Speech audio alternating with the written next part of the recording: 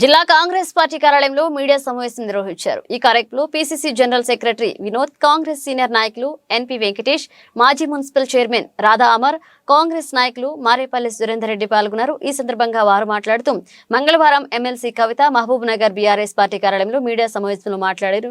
మాటలు అర్ధరహితంగా ఉన్నాయని విమర్శించారు. ప్రజలే శ్రీనివాస్ గౌడ్ అవినీతికి, అరాచకానికి చరమగీతం పాడాలని, ఆయన్ని ఓడగొట్టారనే విషయాన్ని కవిత గ్రహించాలన్నారు. అంతేకాదు అభివృద్ధి ఎక్కడ ఆగదు, అభివృద్ధి మాటున జరిగిన అవినీతిపై నిశితమైన అధ్యయనం జరుగుతుందని తెలిపారు. శ్రీనివాస్ గౌడ్ ఓటకు చెందిన 35 రోజులు ప్రెస్ మీట్ పెట్టి అభివృద్ధి ఆగిపోయిందన్నారు. ఆగిపోయింది అభివృద్ధి కాదు, అరాచకమని తెలుసుకో. ప్రజలు నన్ను ఓటమి పాలు చేసింది ఎందుకని ఆత్మవిమర్శ చేసుకోవాలన్నారు. వచ్చే ఎంపీ ఎన్నికల్లో ఉమ్మడి పాలమూరు జిల్లాలో 2 స్థానాల్లో కాంగ్రెస్ పార్టీ గెలుస్తుందని, బారాసా పార్టీకి డిపాజిట్లు కూడా రావన్నారు. నిన్న ఒక ప్రైవేట్ కార్యక్రమానికి మహబూబ్నగర్ జిల్లాకు ఇచ్చేసినటువంటి కల్వకుంట్ల కవిత గారు ఆ సందర్భంగా వారి కార్యకర్తలను ఉద్దేశించి మాట్లాడుతూ మాజీ మంత్రి శ్రీనివాస్ గౌడ్ గారు మరియు కవిత గారు కాంగ్రెస్ పార్టీ పైన, మా పరిపాలన పైన కొన్ని కామెంట్స్ చేయడం జరిగింది. నిన్న వారిరువురు చేసినటువంటి కామెంట్స్ను కాంగ్రెస్ పార్టీ తీవ్రంగా ఖండిస్తుంది. అవివేకమైనటువంటి, అనాలోచితమైనటువంటి కామెంట్స్గా దాన్ని అభివర్ణిస్తూ ఉన్నాం. కల్వకుంట్ల కవిత గారు అన్నారని శ్రీనివాస్ గౌడ్ గారు చెప్తా ఉన్నారు. వారు వచ్చి చూస్తుంటే మహబూబ్నగర్ అంటారే ఇంత మంచిగా తీర్చిదిద్దింది కదా అన్న, అసలు ఎక్కడ మిస్ అయ్యాడు, ఎట్లా ఓడిపోయాడు, ప్రజలు ఎట్లా ఓడగొట్టిండ్రు అని ఆశ్చర్యానికి గురైన. ప్రజలు మోసపోలేదు. మీ శ్రీనివాస్ గౌడ్ చేసినటువంటి మోసాలకెళ్ళి, ఆయన చేసినటువంటి అభివృద్ధి పేరు మీద చేసినటువంటి డ్రామాలకెళ్ళి, ఒక మాయాజాలంలోకెళ్ళి బయటపడ్డారు. మేము కాంగ్రెస్ పార్టీ కార్యకర్తలందరూ కూడా ఆ డ్రామాలకెళ్ళి బయటపడే విధంగా మేము పనిచేసినాము. వారు ఓడిపోయినారు, మేము గెలిచినాం. అంతే తప్ప ఇక్కడ ప్రజలు తప్పుదో పట్టింది లేదు. ప్రజలను మేము ఎవరం కానీ, మీడియా కానీ ఎవరం కానీ మిస్గైడ్ చేసింది లేదు. ఈ నిజాన్ని కవిత గారు తెలుసుకోవాలి. శ్రీనివాస్ గౌడ్ గారు ఓడిపోవడానికి కారణం ఆయన చేసిన అవినీతి, ఆయన చేసిన అక్రమాలు, ఆయన చేసిన భూ ఆక్రమణలు, ఆయన చేసిన దోపిడీలు, ఆయన చేసిన అప్రజాస్వామికమైన పరిపాలన తప్ప ఇంకోటి కాదు. ఆ తర్వాత శ్రీనివాస్ గౌడ్ గారు మాట్లాడుతూ, నేను ఆ రోజే చెప్పిన భయ కోపం ఉంటే నన్ను ఏమైనా చేయండి, అంతేగాని అభివృద్ధిని ఆపకండి అని అన్నాడు. ఏదైనా ఆపాలంటే ముందు జరగాలి కదా. ఎక్కడుంది నీ అభివృద్ధి, ఏడ జరుగుతున్న అభివృద్ధి, మేము ఏడ ఆపినాం? మన కలెక్టర్ గారికి చెప్పినామా ఆపమని, లేకపోతే మీ పక్కన మున్సిపల్ చైర్మన్ కూర్చుని మళ్ళీ ఆయనకు చెప్పినా, ఎవరు చెప్పినాం? కాంగ్రెస్ పార్టీ ఎప్పుడు కూడా అభివృద్ధిని ఆపదు. శ్రీనివాస్ గౌడ్ గారు తెలుసుకోవాలి. అభివృద్ధిని ఇంకా 2 స్పీడ్గా నడిపేయడమే మా ధర్మం. కాకపోతే అభివృద్ధి పేరు మీద నువ్వు చేసేటువంటి అవినీతిని, దానిపైన అంతా కూడా విచారణ జరుగుతూ ఉంది. దానిపైన కూడా అధికారులు మరియు కొత్త ప్రభుత్వం కూలంకషంగా పరిశీలిస్తూ ఉంది. ఇవాళ ఎంత ఆశ్చర్యమైనటువంటి, అవివేకమైనటువంటి మాటలు మాట్లాడుతున్నాడంటే శ్రీనివాస్ గౌడు, హాస్పిటల్ అట పాత కలెక్టరేట్లో జరుగుతున్నది, మేము ఆపినామట.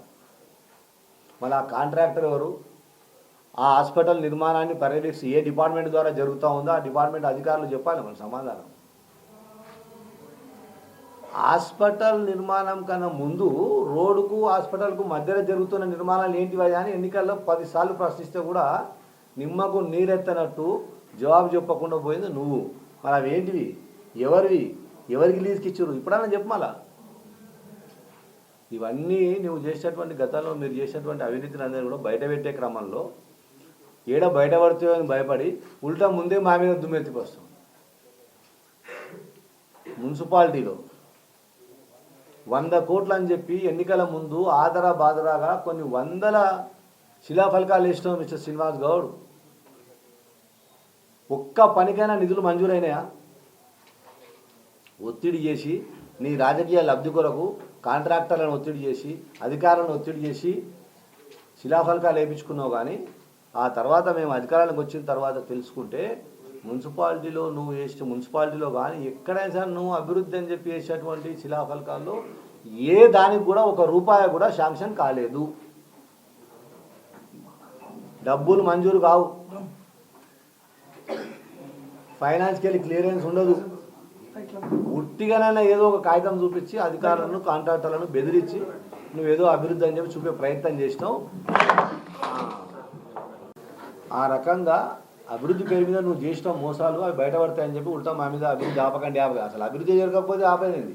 ఇప్పుడు మేము చేస్తాం అభివృద్ధి, మేము తెస్తాం డబ్బులు లేకుండా మాయ చేసే ప్రభుత్వం మాది కాదు, అలాంటి నాయకుడు కాదు మా ప్రియతమ శాసనసభ్యులు ఎన్ఎం శ్రీనివాసరెడ్డి గారు. కనుక నిన్నగాక మొన్న ఓడిపోయి ఇంకా నెల దాటకముందే మరి అధికారం యొక్క ఈ కళ్ళకు నెత్తికెక్కినే కదా, అది పోవడానికి కొంత టైం బట్టి ఆ కన్ఫ్యూజన్లో తట్టుకోలేక పిచ్చి పిచ్చి మాటలు మాట్లాడుతున్నారు శ్రీనివాస్ గౌడ్ గారు. కొంచెం సంయమనం పాటించండి. 100 రోజుల తర్వాత మాట్లాడదాము ఈ 6 గ్యారెంటీల మీద. 1 ఇయర్ తర్వాత మాట్లాడదాం మీ అవినీతి మీద, ఎట్లా ప్రూఫ్స్ వస్తాయి, ఎట్లా ఏమేమి వస్తాయి, అన్నీ వస్తాయి. కనుక అనవసరం. తర్వాత ఏమంటాడు, ఆయన ఉన్నప్పుడు అంట రోజుకు 10-20 అంబులెన్సులు తిరుగుతున్నాయంట, ఇప్పుడు తిరుగుతలేవంట. అంటే దాని అర్థం ఏంది? కొంచెం కామన్ సెన్స్ ఉందండి. అంబులెన్స్లు ఎప్పుడు తిరుగుతాయి? ప్రమాదం అయితే, ఆరోగ్యం బాగాలేకపోతే హూటాహూటిని ఒక పేషెంట్ తీసుకోపోయినా తిరుగుతాయి. ఇప్పుడు తిరుగుతలేవంటే యాక్సిడెంట్లు అయితే లేవు, ప్రమాదాలు లేవు, హూటాహూటి ప్రజలందరూ ఆరోగ్యంగా ఉన్నారు, మనశ్శాంతిగా ఉన్నారు, తృప్తిగా ఉన్నారు, ఆనందంగా ఉన్నారు. అంబులెన్స్లో పని లేదు, అది కూడా బాధనా? మన కౌన్సిలర్ గారు ఆనంద్ గౌడ్ గారు మాట్లాడుతూ చెప్పి ఒక ఇంటర్వ్యూలు చెప్పారు. ఆయనకంట ఎంతమందికి బల్ల తీయాలి ఊర్లో అంటే 5 మంది బల్ల, అదే 5 మంది అలా ఒక 10 మంది అంటే పోయి హాస్పిటల్లో ఫోటో దిగి వస్తున్నా అంటున్నా అని చెప్పి ఆయన దగ్గర సంసారం చేసి 10 ఏళ్ళు ఆయనే చెప్పిడుగా. ఈ బాధ ఉన్నట్టుంది, అరే అంబులెన్సులు తిరుగుతలేవు, ఎవరు చచ్చిపోతలేరు, ఎవరికి రోగం వస్తలేదు అని. కనుక నాది సీనన్న నీకు చాలా ప్రేమతోన గౌరవంతోన ఒక చిన్న సలహా ఇస్తున్నా. ఆ విపాసన అని అవన్నీ హైదరాబాద్ చుట్టుపక్కల చాలా ఉన్నాయి మెడిటేషన్ సెంటర్లు.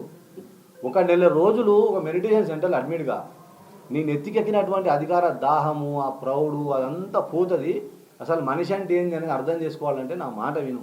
కావాలంటే ఆ 1 నెల రోజుల ఫీజు ఏదైనా మేమందరం ఏదైనా చేసి దానికి కడతాం. కానీ నువ్వు ఆ మెడిటేషన్ సెంటర్లో జాయిన్ అయితే నీకు మంచిది, మాకు మంచిది, ప్రజలకు మంచిది అని చెప్పి ఈ సందర్భంగా మీ మీడియా ద్వారా సలహా ఇస్తూ, ఇంకొకసారి అనుచిత వాక్యాలు, అబద్ధపు ప్రచారాలు, మేమేదో అభివృద్ధి ఆపుతున్నామని, ఇంకా ఒకటి కౌన్సిలర్లను కొంటున్నామంట.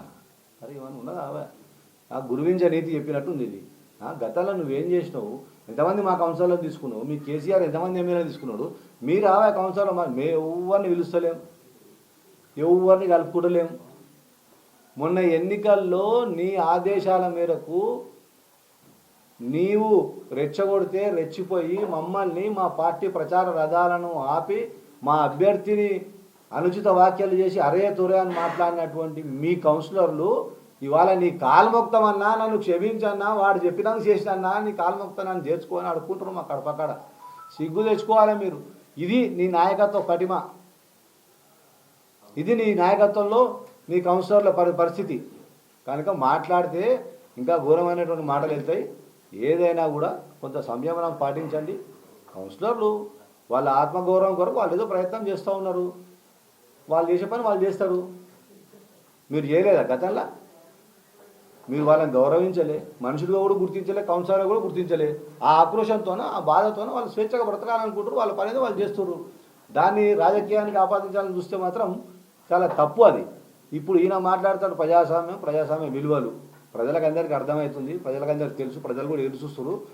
తొందర అన్నీ మారింటే బాగుండే, మున్సిపాలిటీ ఇంకోటి అన్నీ మారాలనే ఎదురు చూస్తారు ప్రజల అభిష్టం మేరకే జరుగుతుంది. ఏం జరిగినా నువ్వేం ఫిగర్ చేయకు, నా మాట విని ఏదైనా మెడిటేషన్ సెంటర్లో జాయిన్ అయితే మంచిది అని చెప్పి సలహా చెప్తా ఉన్నాను.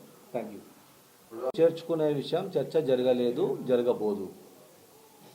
మున్సిపాలిటీలో అవిశ్వాస తీర్మానం చైర్మన్ను మార్చడం అన్నది అది ప్యూర్లీ మున్సిపల్ కౌన్సిల్కు, కౌన్సిలర్లకు సంబంధించినటువంటి విషయం. మేము స్థానిక సంస్థల్లో చట్టంలో చాలా గొప్ప మార్పులు తెచ్చినటువంటి పార్టీ కాంగ్రెస్ పార్టీ. వాళ్ళ వ్యక్తిత్వం, స్థానిక సంస్థల యొక్క ప్రాధాన్యత, వాళ్ళ విలువలను కాపాడడానికి మేము పనిచేస్తాము.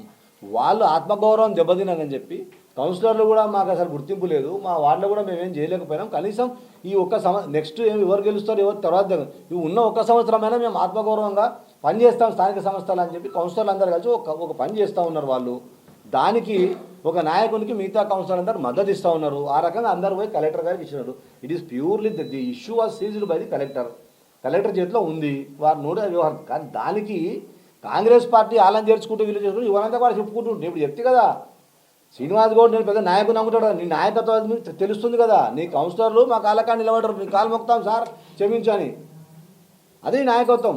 కనుక కాంగ్రెస్ పార్టీలో ఎవరిని చేర్చుకోనే విషయం ఇప్పటివరకు పార్టీలో అధికారికంగా చర్చ జరగలేదు.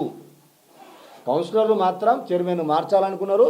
వాళ్ళు ప్రజాస్వామ్యబద్ధంగా మారిస్తే ప్రజాస్వామ్య హక్కులను పరిరక్షించే పార్టీగా కాంగ్రెస్ పార్టీ కూడా మద్దతు ఇస్తుంది. స్థానిక సంస్థల్లో వాళ్ళు చేసే ఆ ప్రయత్నానికి డెఫినెట్గా మేము కూడా మా కాంగ్రెస్ పార్టీ మద్దతు ఇస్తుంది. వాళ్ళ ఆత్మగౌరవం కొరకు వాళ్ళు ఏం చేసినా. అంతేగాని దీన్ని కాంగ్రెస్ పార్టీలో వాళ్ళని కలుపుకుంటాం వీళ్ళగా ఇవన్నీ కూడా ఇదంతా పెద్ద కుట్ర. ఆయననే చెప్తుండు కదా. నిన్నటి శ్రీనివాస్ గౌడ్ గారు కామెంట్స్ చూస్తే దీని వెనకాల ఇంకేదో నడుస్తుందని కూడా ఆశ్చర్యపడాల్సి వస్తుంది, మనం డౌట్ చేయాల్సి వస్తుంది. ఓకేనా మధు? ఎవరిని చేర్చుకో. ఎన్నికల సందర్భంలో అనేక సమావేశాల్లో నేను రాష్ట్ర ప్రధాన కార్యదర్శి హోదాలో నేను ఈ నియోజకవర్గంలో కార్యకర్తలకు, ఈ జిల్లాలో కార్యకర్తలకు మాటిచ్చిన, పనిచేసిన కార్యకర్తకు తప్పకుండా ఫలితం దక్కుతుంది, పనిచేసిన కార్యకర్త కొరకు మేము పనిచేస్తాం, ఎంతవరకైనా తెగిస్తాం, నా కంఠంలో ప్రాణం ఉన్నంత వరకు నేను కార్యకర్తల కొరకే పనిచేస్తాను అని చెప్పి ఆ రోజు ఎన్నికల సందర్భంలో మాటిచ్చాం. ఆ మాటకు నేను కూడా కట్టుబడి ఉన్నా. మా నాయకులు, ప్రియతమ నాయకులు, మహబూబ్నగర్ శాసనసభ్యులు, జడ్చర్ల శాసనసభ్యులు, దేవరకర ముగ్గురు కూడా అందుకే కట్టుబడి ఉన్నారు. కార్యకర్తలకు ఎక్కడ అన్యాయం జరగదు, ఇతర పార్టీల వాళ్ళని చేసుకోవాల్సిన చర్చ జరగలేదంటుంటే మళ్ళీ దా ప్రశ్న ఉద్భవించదు కదా.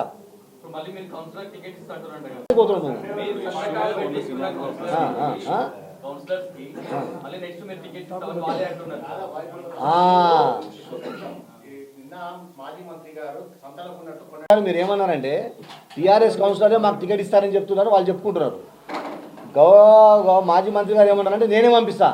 ఇది కుట్ర అంటున్నా నేను. ఈ రెండు కూడా వాళ్ళు అట్లా చెప్పుకోవడము, ఈయన పంపించడం అన్న దాని వెనుకనే కుట్ర దాగి ఉంది. డెఫినెట్గా ఈ కుట్రను మేము బద్దలు కొడతాం. మేము on record I'm telling on behalf of Congress party, Congress పార్టీలో ఇప్పటి వరకు టీఆర్ఎస్ కౌన్సిలర్లు కానీ ఇంకా ఏ ఇతర పార్టీ కౌన్సిలర్ కూడా చేర్చుకోవడం మీద చర్చ జరగలేదు. కౌన్సిలర్లు అందరూ కూడా మహబూబ్నగర్ మున్సిపల్ కౌన్సిల్లో కౌన్సిలర్లకు, స్థానిక సంస్థల నాయకులకు, ప్రతినిధులకు, ప్రజాప్రతినిధులకు విలువలు లేవు, వాళ్ళకు మేము ఆత్మగౌరవం చంపుకొని బతుకుతామని ఈ కనీసం ఈ ఒక్క సంవత్సరమైన ఆత్మగౌరవంతో మనల్ని మనం పరిపాలించుకోవడానికి చేస్తున్న ప్రయత్నమే అవిశ్వాస తీర్మానం. ప్రజాస్వామ్యబద్ధంగా ప్రజాస్వామ్యాన్ని కాపాడడం కొరకు, ఆత్మగౌరవం కొరకు జరుగుతున్నటువంటి ఆ కార్యక్రమంలో, ఆ పోరాటంలో కాంగ్రెస్ పార్టీ వాళ్ళకి మద్దతు ఇస్తూ ఉంది. ఇది క్లియర్?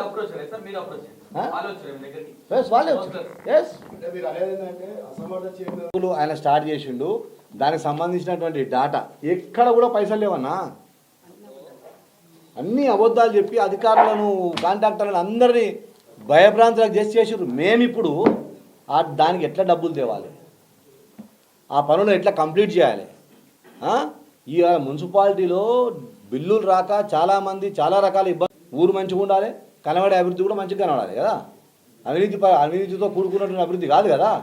ఇవాళ మేము చూసాం, మేము గాంధీ జయంతి రోజు ఒక ప్రోగ్రాం పెట్టుకున్నాం మనం కదా. ఇక్కడ ప్రమాదంలో పాలమూరు ముసిబత్తుగా మేము అక్కడ వచ్చి ఆ రోజు ప్లాట్లలో వచ్చి అందరూ బాధలు వెళ్ళిపోయారు. వాళ్ళ చూసినాము, అన్యాయం చేశారు, దాన్ని ఎట్లా చేయాలి అట్లా అని చెప్పి మేము దాంట్లో శిల్పారామం కొరకు వాళ్ళ ప్లాట్లు మునిగినాయి. శిల్పారామం మేము తీసేస్తామంటాం అంటలేం కదా. శిల్పారామం గవర్నమెంట్ పని జరిగింది, వాళ్ళకి ఎట్లా న్యాయం చేయాలి, వాళ్ళ కంపెన్సేషన్ ఇవ్వాలా, ఇంకో దగ్గర ప్లాట్ ఇప్పియాలా, ఇంకో దగ్గర ల్యాండ్ ఇప్పియాలా. ఇది కాంగ్రెస్ పార్టీ విజ్ఞత, ఇది కాంగ్రెస్ పార్టీ అభివృద్ధిని డీల్ చేసే విధానం. అంతేగాని మందిల మీదకి పోయి మంది కాంపౌండ్ ఓలగొట్టి అది గుంజుకుంటే ఆ టైపు కాదు. మేము కానీ, మా నాయకులు కానీ, మా ప్రభుత్వం కానీ, మా ముఖ్యమంత్రి గారు కానీ తప్పకుండా మహబూబ్నగర్కి అవసరమైన నిధులన్నీ కూడా ఎన్ఎం శ్రీనివాసరెడ్డి గారి నాయకత్వంలో తీసుకొస్తాం. ఆయన బాధపడాల్సిన అవసరం లేదు, ఎవరు బాధపడలేదు, ఎవరు అనుమానాలు చెందాల్సిన అవసరం లేదు. మీ ద్వారా ఈ ప్రెస్ మీట్ ద్వారా చెప్తున్న ప్రజలకు ఇంతకు రెట్టింపు అయినటువంటి అభివృద్ధి జరుగుతుంది, అన్నీ సవ్యంగా జరుగుతాయి, ఏమి ఇబ్బంది లేకుండా జరుగుతాయి, ఎవరేం ఫికర్ చేసిన అవసరం లేదు. ఈ టీఆర్ఎస్ వాళ్ళు అధికారం కోల్పోయి పిచ్చుకుక్కలాగా మాట్లాడుతున్న తిక్కలేసి వాళ్ళ మాటలు నమ్మకండి అని కూడా మహబూబ్నగర్ ప్రజలకు విజ్ఞప్తి చేస్తున్నాం. ప్రశాంతమైన మహబూబ్ నగర్లో ప్రశాంతంగా విలేకరులు పెద్ద ఎత్తున మా ప్రెస్ మీట్కి వచ్చినందుకు కొరకు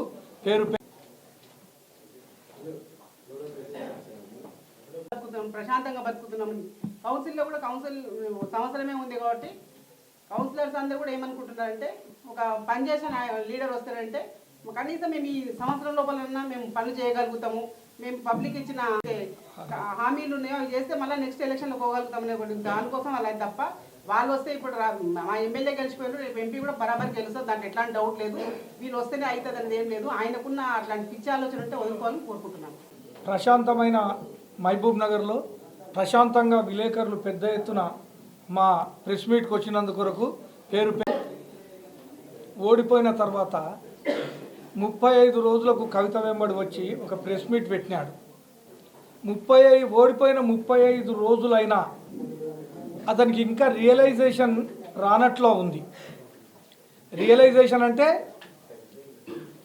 అరే నేను ఎందుకు ఓడిపోయినా, దానికి కారణాలు ఏంది అని తెలుసుకోకుండా అభివృద్ధి ఆగిపోతుంది అని చెప్పేసి పెద్ద ప్రెస్ మీట్లో అందరి ముందు ప్రగల్భాలు పలుకుతూ ఉన్నారు.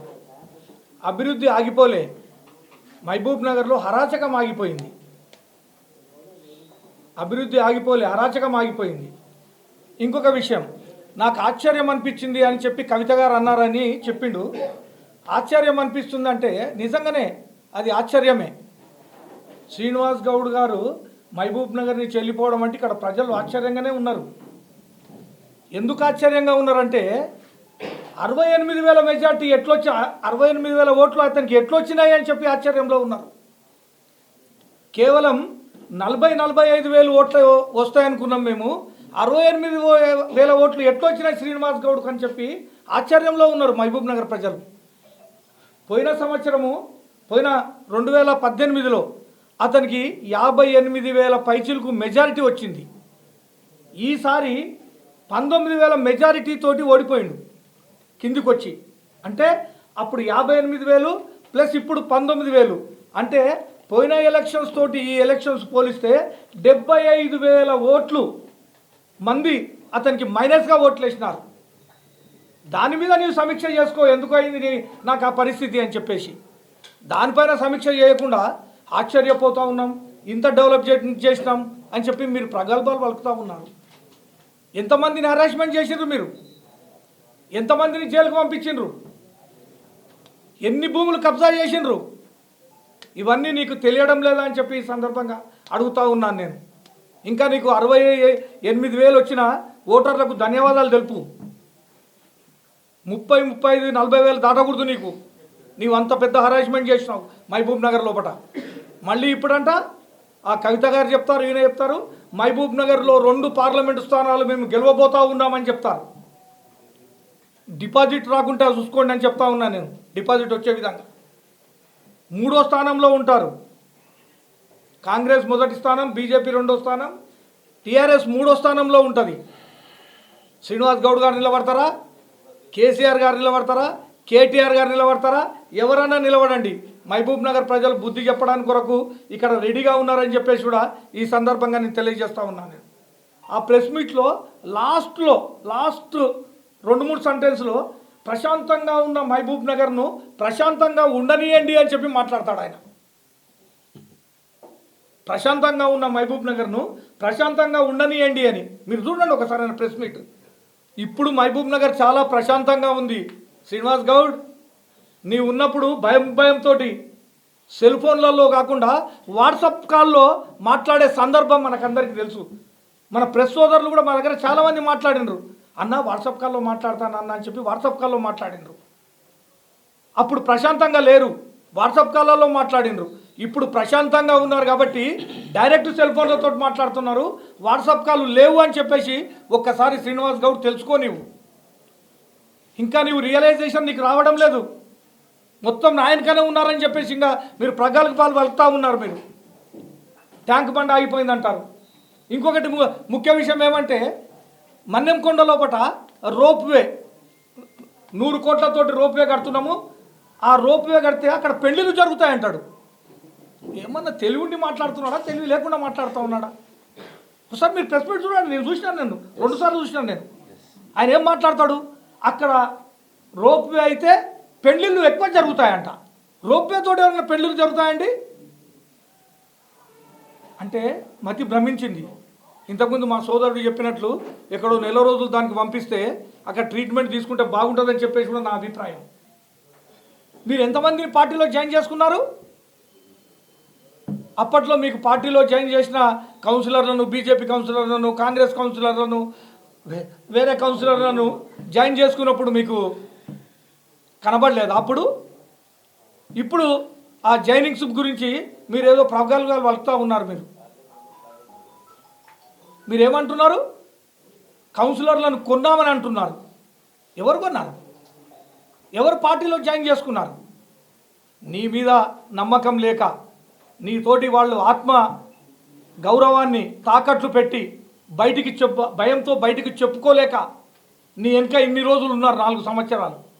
ఇప్పుడు స్వేచ్ఛగా ఎన్నికలు అయిపోయిన నెల రోజులకే మాకు స్వేచ్ఛ కావాలి, మంచి నాయకత్వం కావాలి, మంచి నాయకత్వం లోపల మహబూబ్ నగర్లో వార్డులో నిధులు తెచ్చుకొని అభివృద్ధి చేసుకుంటామని చెప్పేసి ఒక మంచి ఆలోచనతోటి కౌన్సిలర్లు వచ్చి సంప్రదిస్తే మీరు పైసలు పెట్టి కొనుక్కుంటున్నారో అనే మాట మాట్లాడుతూ ఉన్నావు. నువ్వు మంచిగా ఉంటే, నువ్వు మంచిగా చూసుకుంటే వాళ్ళు మా దగ్గరికి ఎందుకు వస్తారు? చైర్మన్ను మార్చాలని ఎందుకు ఆలోచన చేస్తారు? ఒక్కసారి మీరు ఆత్మవిమర్శ చేసుకోవాలి. మీరు ఒక్కసారి నిలబడండి ఎంపీకి. ఈసారి 75,000 మైనస్ ఓట్లు ఉన్నాయి, 1,00,000 మైనస్ ఓట్లకు పోతుంది. మీది ఏంటి అని అప్పుడు మీ భయంతో కొంతమంది మీ వెనుక ఉండి కూడా కామ్గా ఉండి చేసినారు. ఇప్పుడు నీ వెనుక ఎవరు ఉండరు. మీరు రాజకీయంగా మహబూబ్ నగర్ను ఎంత హరాస్మెంట్ చేసినారో ప్రజలందరికీ తెలుసు. అదేవిధంగా మీ మీద కూడా విచారణ జరుగుతుంది. ఇప్పుడు చూసినా మనం కేసీఆర్, కేటీఆర్ ఈడీలు రైడ్ అవుతూ ఉన్నాయి. మీరు కూడా టూరిజం దాంట్లో పట మీరు మంత్రి, టూరిజం మంత్రి, టూరిజంలో ఫైల్స్ అన్నీ కలిపోయినాయి. అక్కడ ఎండీని వాళ్ళని వీళ్ళని కూడా సస్పెండ్ చేసినట్లా ఉన్నారు. దాని మీద కూడా ఎంక్వైరీ జరుగుతుంది. ఇంకా మేము అధికారంలో వచ్చి 35 రోజులు అయింది శ్రీనివాస్ గౌడ్. ఇంకా చాలా టైం ఉంది. అవినీతి మొత్తం బయటపడుతుంది. ఇక్కడనే కాదు, హైదరాబాద్లో ఏమేమి జరిగినాయి అనేది మొత్తం బయటపడుతుంది. మీరు కొంతమందిని హాస్పిటల్ లోపల కానీ, యూనివర్సిటీ లోపల కానీ, వేరే డిపార్ట్మెంట్ లోపల ఈ అవుట్సోర్సింగ్ పేరు పైన కార్యకర్తలను జాయిన్ చేసుకొని అక్కడ వాళ్ళు సంతకం కూడా పెట్టకుండా నెల 15,000, 20,000 రూపాయలు తీసుకొని ఒక 50-100 మంది నీ చుట్టుముట్టు తిప్పుకున్న సందర్భం కాదా? అది ప్రజలు గమనిస్తలేరా? అంటే ఒక కార్యకర్త ఉంటే ఆర్టీఓ ఆఫీస్కి ఫోన్ చేయాలి, ఇతన్ని పెట్టుకోండి అంటే ఆర్టీఓ వాళ్ళకి పాపం మినిస్టరు ఏమనలేరు, పెట్టుకున్నారు. పెట్టుకున్న తర్వాత వీడు నెల పోవాలి, సంతకం చేయాలి, పైసలు తీసుకొని రావాలి. ఈ నెంబర్ సోషల్ మీడియా పెట్టుకొని ఈ నెంబర్ తిరగాలి. అంటే నువ్వు చేసింది కరెక్టా అని చెప్పి ఈ సందర్భంగా నేను అడుగుతూ ఉన్నాను. నేను మహబూబ్ నగర్ ప్రజలు మొత్తము రియలైజేషన్ అయ్యి మొత్తము ఓడగొట్టాలనే ఆలోచనతోటి, ఇలాంటి దుర్మార్గులు మహబూబ్ నగర్లో ఉండకూడదు అనే ఆలోచనతోటి ఓడగొట్టి పంపిస్తే కూడా మీకు రియలైజేషన్ కావడం లేదు అని చెప్పేసి ఈ సందర్భంగా చెప్తా ఉన్నాను. నేను ఇంకొక మాట కూడా చెప్తా ఉన్నాను. శ్రీనివాస్ గౌడ్, మీరు మతాల మధ్యలో చిచ్చు పెడుతుంది, కులాల మధ్యలో చిచ్చు పెడుతుంది. టీఆర్ఎస్ పార్టీలో మహబూబ్ నగర్ స్థానికుడు ఇమ్తియాజ్, అతనికి మైనారిటీ కార్పొరేషన్ చైర్మన్ ఇస్తే అతనికి ఇక్కడ సన్మానం చేయలేని సందర్భం. సన్మానం చేయాలని చెప్పి వాళ్ళు రాత్రి బ్యానర్లు అందరూ మైనారిటీ సోదరులు పెట్టుకుంటే అవసరం లేదు అని చెప్పి నీవు సన్మానం చేయించలేదు. అంటే నీ ఒక్కడవే కర్త కర్మ క్రియ, నేను ఒక్కనే, అందరూ బానిసలు, నేను ఒక్కనే రాజును అనే విధంగా నీవు బిహేవ్ చేసినవా లేదా? నీవు మైనారిటీ సోదరులకు వ్యతిరేకివా కాదా? నువ్వు మైనారిటీలకు ఎవరికైనా సముచిత స్థానం ఇచ్చినావా? ఎవరికి ఇవ్వలేదు. ఇమ్తియాజ్ అనేట అతను ఏ పార్టీలోనైనా ఉండనివ్వండి, స్థానికుడు, మహబూబ్ నగర్లో పుట్టి పెరిగిన అతడు. అతనికి మైనారిటీ కార్పొరేషన్ చైర్మన్ ఇస్తే కూడా సన్మానం చేయలేని పరిస్థితి. అంటే నీవు ఏ విధంగా నీ పార్టీలో ఉన్న వాళ్ళను, అదేవిధంగా ఇతర పార్టీలో ఉన్న వాళ్ళను వేధించినావు అనే దానికి ఇది ఒక్కటే నిదర్శనం. మళ్ళీ ఈసారి మైనారిటీస్ ఓట్లు వేయలేదంటాడు. రెడ్డి సోదరులు ప్రతి మీటింగ్లో ఒకట అగ్రకులాలని నువ్వు మాట్లాడలేదా? ఒకసారి ప్రెస్ మీట్లో చూడండి. అంటే అగ్రకులాలు ఓట్లేయరా? అదేవిధంగా మొన్న ఎన్నికల్లో కూడా కొంతమంది రెడ్డి సోదరులు శ్రీనివాస్ గౌడ్ అభివృద్ధి చేస్తూ ఉన్నారు, అతనికి ఓట్లు వేయండి అని చెప్పి ప్రెస్ మీట్ పెట్టిపించినావు. మళ్ళీ అదే రెడ్డి సామాజిక వర్గము యూనియన్ వాళ్ళు వచ్చేసి మాది అది ఒపీనియన్ కాదు, మీరు ఎవరికైనా ఓట్లు వేసుకోవచ్చు అని వాళ్ళు ప్రెస్ మీట్లో చెప్పినారు. అంటే రెడ్డి సోదరులను విడదీసినావు, ముదిరాజులను విడదీసినావు. ఇంకో ఆశ్చర్యకరమైన విషయం ఏమంటే నేను చెప్తా ఉన్నాను, నేను ప్రెస్ మీట్ పెట్టి ఎన్పి వెంకటేష్గా నేను ప్రెస్ మీట్ పెట్టి శ్రీనివాస్ గౌడ్ నువ్వేం చేస్తున్నావు, నీ అరాచకాలు మాను, మీ భూ కబ్జాలు మాను, మీ పోలీస్ వ్యవస్థను ఉపయోగించుకునే వ్యవస్థను మాను అని చెప్పి నేను చెప్తే అతడు నాకు డైరెక్ట్గా ఆన్సర్ ఇవ్వకుండా నా సామాజిక వర్గానికి చెందిన వాళ్ళను మా ముదిరాజులను ప్రెస్ మీట్ పెట్టిపించి మా మీద మాట్లాడించిన సందర్భం ఏందండి మహబూబ్ నగర్లో కులాల మధ్యలో కులాలు అంటే నేను నా ముదిరాజ్ సోదరులను తిడితే నా ముదిరాజ్ సోదరులు నన్ను తిట్టాలి. కానీ నేను మా ముదిరాజ్ సోదరులను ఏమనలేదు. నేను శ్రీనివాస్ గౌడ్ను ప్రశ్నిస్తే మా వాళ్ళ కుసిగొల్పి మా మీద ప్రెస్ మీట్లు పెట్టించే సందర్భం. రెడ్డి సోదరులను అంటే యాదవ్ సోదరులను అంటే ఏం జరిగింది మహబూబ్ నగర్లో? ఇవన్నీ మహబూబ్ నగర్ ప్రజలు గమనించలేదా? పాత్రికేయులుగా మీరు కూడా ఒకసారి ఆలోచన చేయండి. ఎంతమంది మీద కేసులు పెట్టినరు? కృష్ణమోహన్ ఇల్లు కడితే రాత్రి 10 గంటలకు ప్రొక్లేనర్లను పంపించిండు కూలగొట్టడానికి. మా చెల్లె రాధామర్ గారు ఆమె ఎస్పీ దగ్గరికి పోయి సార్ కూలగొట్టకండి సార్. అప్పుడు కృష్ణమోహన్ కౌన్సిలర్ టీడీపీలో ఉండే, మాది అలయన్స్, అప్పుడు టీడీపీ కాంగ్రెస్ అలయన్స్. ఆయన నేను ఆత్మహత్య చేసుకుంటా, నా ఇండ్లు కూలగొడుతున్నారు, నా బిల్డింగ్ కూలగొడుతున్నారు అంటే మా చెల్లెలు మిగతా వాళ్ళందరూ పోయి ఎస్పీని మాట్లాడి ఆపిస్తే భయపడిపించి కృష్ణమోహన్ను పార్టీలో చేర్చుకున్న సందర్భం కాదా? ఇది వాస్తవం కాదా? మహబూబ్ నగర్ పట్టణంలో ప్రజలందరికీ తెలియదా? ప్రశాంత్ భాస్కర్ గారి హోటల్, ఆ హోటల్ను ఇల్లీగల్గా కన్స్ట్రక్షన్ చేసిండ్రని ఒక చెట్టుకు హోటల్ మొత్తాన్ని కూడా కొంత సగ భాగాన్ని కూల్చిన తర్వాత అతడు పోయి ప్రాపర్టీ పోతుంది అని చెప్పేసి శ్రీనివాస్ గౌడ్ గారితో కండు వేసిన తర్వాత మళ్ళీ బిల్డింగ్ యథావిధిగా కట్టుకున్నారు. ఇప్పుడు బిజినెస్ జరుగుతూ ఉంది. అదేవిధంగా మక్సూద్ కూడా ఎస్విఎస్ హాస్పిటల్ పక్కల కూలగొట్టేసిండు షెడ్ను. అతడు పోయి మాట్లాడితే మళ్ళీ ఇప్పుడు షెడ్ కట్టుకున్నారు. కోట రామచంద్రపూర్ నరసింహారెడ్డి గారిని ఇల్లీగల్గా జడ్చర్ల గౌడు అనేట అతనితో కేసు వేయించి అతన్ని 2-3 కేసులు వేయించి లొంగ తీసుకొని పార్టీలో జాయిన్ చేసుకున్న సందర్భం. నీవు ఎంతమందిని జాయిన్ చేసుకున్నావు మహబూబ్ నగర్లో? నీ భయభ్రాంతులకు గురైన వాళ్ళందరూ ఈరోజు నీకు వ్యతిరేకంగా పనిచేసి నిన్ను తక్కువ మెజార్టీ ఓట్లు వచ్చేటట్టు చేసి నిన్ను ఇక్కడి నుంచి తోలించిన సందర్భం కాదా శ్రీనివాస్ గౌడ్ అని అడుగుతూ ఉన్నాను నేను. ఇప్పటికీ నీకు రియలైజేషన్ రాకపోతే ఇక నిన్ను దేవుడే రక్షించాలి, ఎవరు రక్షించరు అని చెప్పేసి కూడా ఈ సందర్భంగా తెలియజేస్తూ ఉన్నాను నేను. అండి పాపం మహబూబ్ నగర్ వాళ్ళంట 7 మంది బీసీ సామాజిక వర్గానికి చెందిన వాళ్ళు ఈయన హత్య చేయడానికి హైదరాబాద్లో పోయి ప్లాన్ వేసినారంట. 7 మంది బీసీలను జైలుకు తోలిచ్చిండ్రు కదా. అది వాస్తవమా? ఈరోజు కూడా నేను చెప్తా ఉన్నాను, అది వాస్తవం కాదు. నీవు నీ పైన ఉండే లీడర్లు తయారు చేసిన కుట్ర, ఆ కుట్రతోటి 33 రోజులు పోలీసు వాళ్ళను ఉపయోగించుకొని స్టీఫెన్ రవీంద్ర అనే మంచి ఆఫీసర్ తోటి ప్రెస్ మీట్ పెట్టించి 32 రోజులు జైలుకు తోలిచ్చిన సందర్భం కాదా? టిక్ టాక్లలో ఎవరో టిక్ టాక్ చేస్తే 5-6 కేసులు వేసిన సందర్భం కాదా? నీది హిస్టరీ రాస్తే ఒక బుక్ వెళ్తుంది. నీవు రాజకీయ నాయకుడు కావు. ఎన్నికలలో కూడా మా తిరుమల దేవుగుట్టకు వచ్చేసి శేఖర్ అనే అతన్ని పోలింగ్ జరుగుతూ ఉంటే బెదిరించిండు. ఏమవుతుంది 3 తారీఖు తర్వాత మీ అంతు చూస్తా. మా ఎక్స్ కౌన్సిలర్ కోట రత్నం గారిని బెదిరించిండు. అదేవిధంగా సలోన్పల్లిలో ఒక పిల్లగాన్ని వాళ్ళని బెదిరించిండ్రు, బీజేపీ వాళ్ళని బెదిరించిండ్రు, కొట్టిండ్రు. ఇదా దౌర్జన్యం? ప్రజాస్వామ్యంలో ఉన్నాం మనం. ప్రజాస్వామ్యం అనేది ఏందో ప్రజలు ఓటు రూపకంగా చూపించిండ్రని చెప్పేసి కూడా ఈ సందర్భంగా తెలియజేస్తా ఉన్నాను నేను. మళ్ళీ ఇప్పుడు వచ్చి ఏదో ప్రగల్భాల వాళ్ళకి నేను ఏదో చేస్తానని ఏదో ఆలోచనలో ఉన్నట్టున్నావు నువ్వు. ఫస్ట్ మీరు రియలైజ్ అయిన తర్వాత మళ్ళీ ఎట్లా ఉండాలి, ఏముండాలని చెప్పేసి కౌన్సిలర్ను కొనుగోలు కొంటున్నారు. ఇంకొకటి నేను ఈ సందర్భంగా శ్రీనివాస్ గౌడ్ గారికి చెప్తా ఉన్నాను నేను.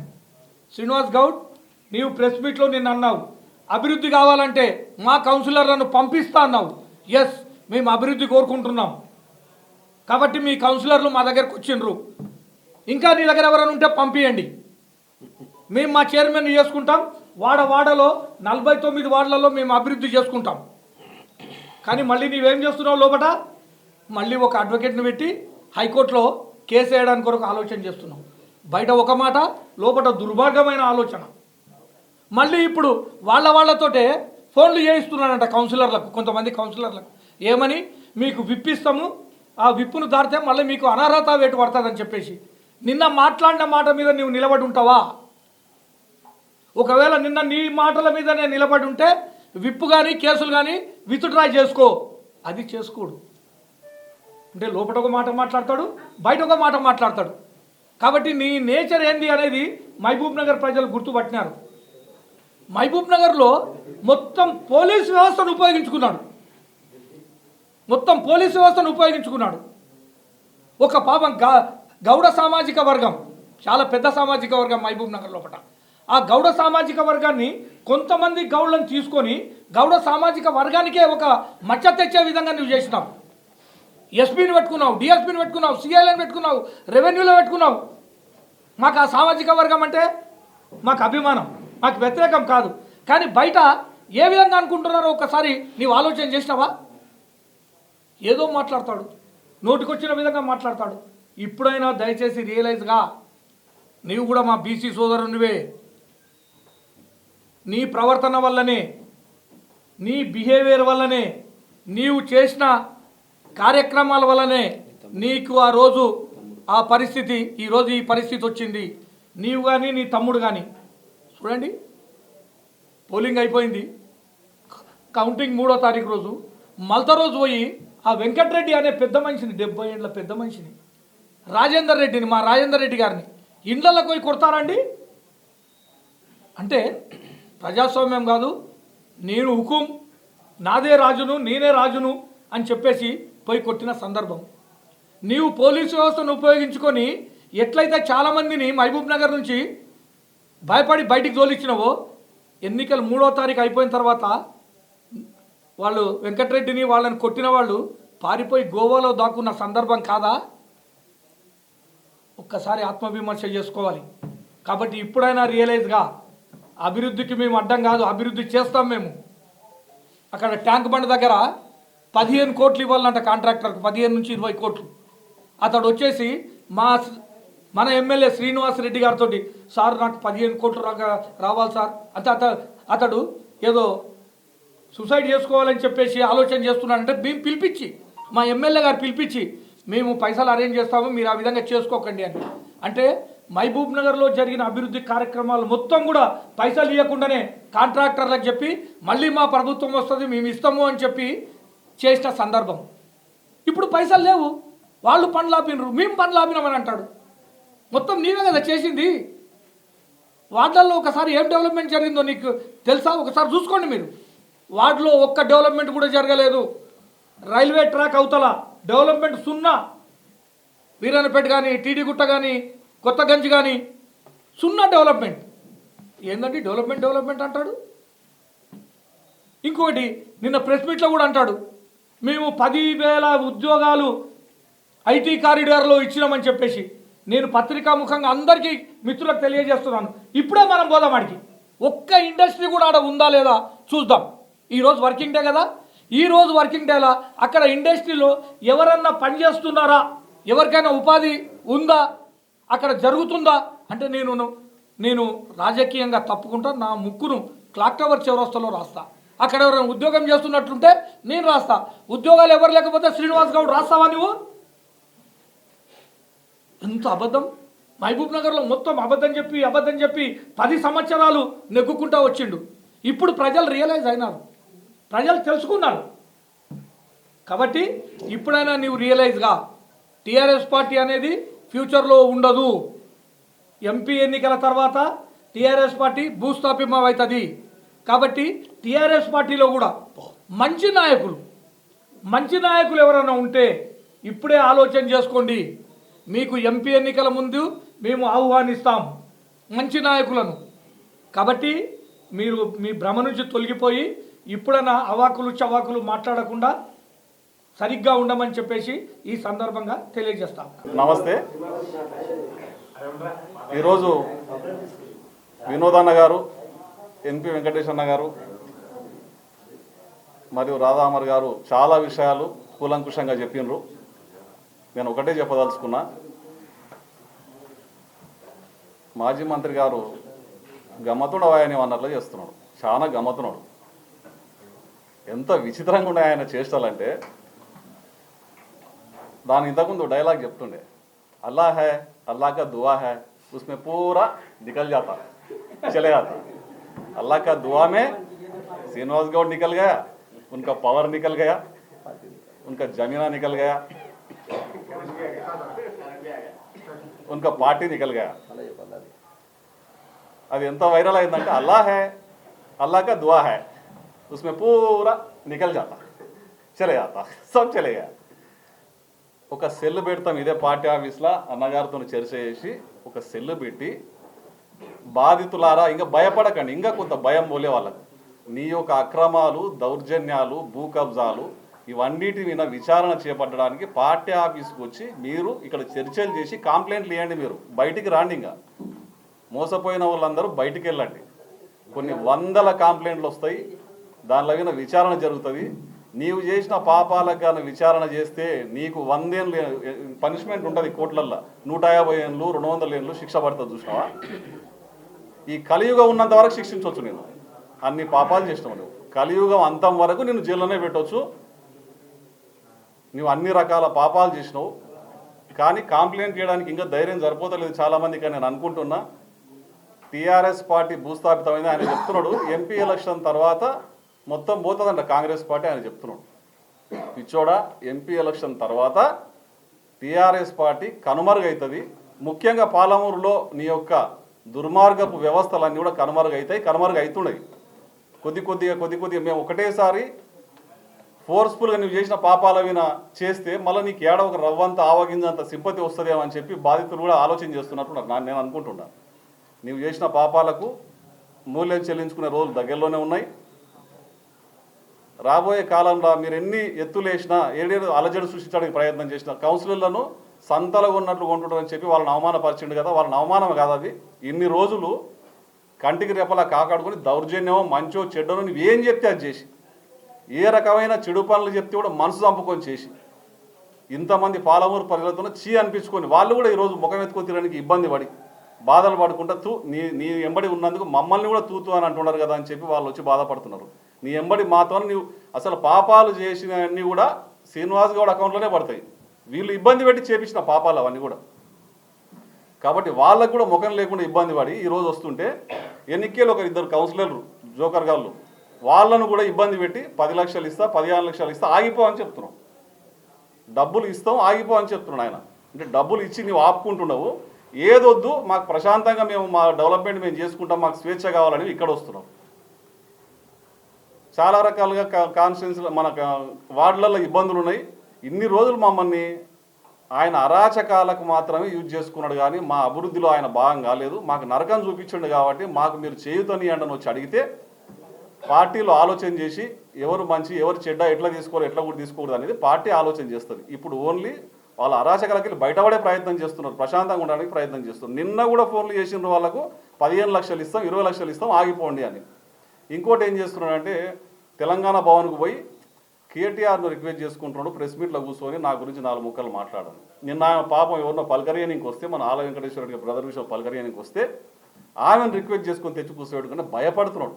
ఎందుకు భయపడుతున్నాడు? చేసిన పాపాలు బయటపడతాయి, నా ఎంబడి పార్టీ ఉంది, నా ఎంబడి పెద్ద వ్యవస్థ ఉంది చూపించుకునే ప్రయత్నం చేస్తున్నాడు. నీ బాధలకు కేటీఆర్ కూడా చెప్తున్నాడు అంటే ఎక్కడ ఆయన ఇంతో నెత్తి నొప్పి ప్రెస్ మీట్లో కూర్చొని నన్ను దావా కొడుతున్నాడు. నీది అది నీ బాధ నీ భయం. చేపించి కేటీఆర్తో చేయించే ప్రయత్నం, ఇంకోటితో చేయించే ప్రయత్నం. తిక్కుడా కేటీఆర్కు కూడా అర్థమైపోయింది ఇటువంటి వానికి ఆడ ఒక్కతోనే టికెట్ ఇవ్వకపోతే 4-5 కాన్స్టిట్యున్సీలు ప్రభావితం అవుతుండే. ఈ దరిద్రునికి ఇచ్చినందుకే 4 కాన్స్టిట్యున్సీలు మేము ఓడిపోయినామని అర్థమైంది ఆయన. నీ ప్రభావం నీ యొక్క వేవ్స్ నీ యొక్క కాంతి 4 కాన్స్టిట్యున్సీలు కనబడ్డది. ఆ 4 కాన్స్టిట్యున్సీలు కూడా కాంగ్రెస్ పార్టీ ఇంకా విజయం సాధించడానికి సహకరించిందంటే నీ యొక్క కాంతి దుర్మార్గ కాంతి అది. ప్రజలారా భయపడకండి, బాధితులారా భయపడకండి, పార్టీ ఆఫీస్కి వచ్చి బాధితులందరూ కంప్లైంట్లు చేయండి, దాని మీద లీగల్ చర్యలు ఉంటాయి.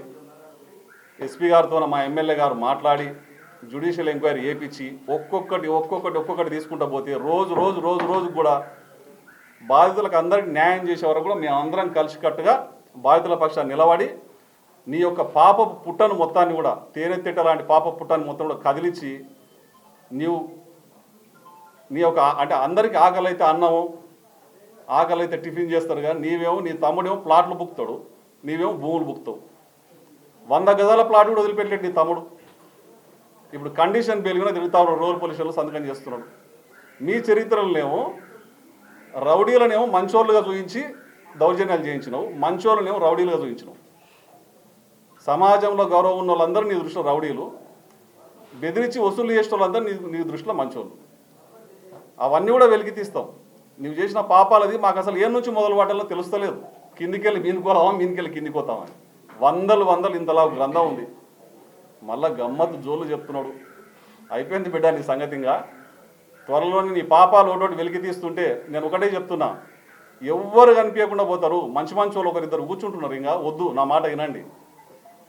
ఆ యొక్క చరిత్ర హీరోని పక్కన కూర్చొని మీ యొక్క గౌరవాన్ని పోగొట్టుకోకండి. రాబోయే రోజుల్లో ఆయన పాపాల పుట్ట కదిలిస్తే ఆ డొంకకు ఆ తీగకు మీరు కూడా తట్టుకుంటారు. మీరందరూ కూడా ఎక్కడోళ్ళు అక్కడనే మీ యొక్క గౌరవాన్ని కాపాడుకోండి. ఈయన పాపాల పుట్టల బుక్లో గ్రంథం తయారు చేస్తున్నాం, ఆల్రెడీ నడుస్తుంది. దాని మీద ఒక 5-6 మంది వర్క్ చేస్తున్నారు, ఎక్సైజ్ నడుస్తుంది. ఆ పేజీల బుక్ కూడా ప్రకటిస్తాం, ఆయన వేసిన పాపాల చిట్ట ప్రకటిస్తాం. దాని మీద ఎంక్వైరీ చేసుకుంటూ పోతాం. ప్రతి ఒక్క దానికి పనిష్మెంట్ ఉంటుంది. ఇటువంటి జోళ్ళు, ఇటువంటి పిచ్చి మాటలు, ఇటువంటి కథలు చేస్తే ఇది రేవంత్ రెడ్డి గారి జిల్లా.